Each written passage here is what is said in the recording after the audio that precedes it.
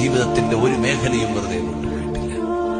നിങ്ങളുടെ ജീവിതത്തിന്റെ എല്ലാ ക്രമത്തിലും ഞാൻ പറഞ്ഞില്ലേ, ഒരു മനുഷ്യൻ രാവിലെ മുതൽ വൈകുന്നേരം വരെ ജോലി ചെയ്ത് വരുമ്പോ ഉറങ്ങുക എന്നത് മനുഷ്യന് സ്വാഭാവികമായി നാച്ചുറലി ഉള്ളൊരു കാര്യമാണ്. അതും വെറുതെ ആവണ്ട, ബിസ്മി ചൊല്ലി ഉറങ്ങിക്കോ, അത് ആരാധനയായി.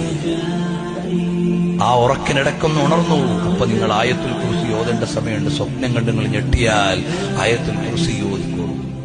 പിന്നെ കുറച്ചുകൂടി ഉറങ്ങി, പിന്നെ ഉണർന്നാൽ വെറുതെ ഇങ്ങനെ ഉറങ്ങാ, വെറുതെ ഇങ്ങനെ ഉണരാ അല്ല, അതും നിന്റെ അജണ്ടയിൽ രേഖപ്പെടുത്താനുണ്ട്. അൽഹംദുലില്ലാഹില്ലദീ അഹ്യാനി ബഅദ മാ അമാതനി. മനുഷ്യ ജീവിതത്തിന്റെ ഒരു നിമിഷം പോലും വൃഥാവിലല്ലെന്ന് കർമ്മം കൊണ്ട് കാണിച്ച് അനുഷ്ഠിക്കാനുള്ള വര വരച്ചു തന്ന നേതാവ് റസൂലുള്ളാഹ്. അതിന്റെ ഓരോ ഘട്ടങ്ങളെയും പുണ്യവൽക്കരിച്ച് നിങ്ങൾക്ക് മൂല്യവും കൂലിയും ഉണ്ടെന്ന് പഠിപ്പിച്ച റസൂലുള്ളാഹ്.